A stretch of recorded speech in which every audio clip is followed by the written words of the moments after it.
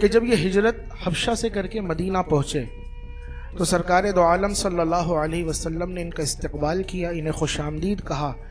اور علی رضی اللہ عنہ کے بڑے بھائی ابو طالب کے بڑے بیٹے امام حسن و حسین کے تایا جان، ان کی دونوں آنکھوں کے درمیان رسول اللہ نے بوسہ دیا، اپنے سینے لگایا اور فرمایا میں نہیں جانتا کہ فتح خیبر سے مجھے زیادہ خوشی ہوئی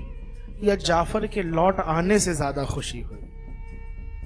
خیبر حضرت علی نے اس کو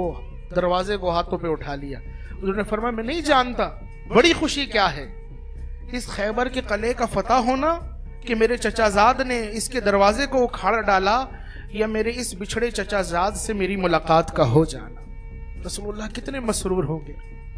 حضور کھڑے ہیں اور اپنے اس چچا زاد کو سینے لگاتے ہیں، آنکھوں کے درمیان بوسہ دیتے ہیں، برکت عطا فرماتے ہیں۔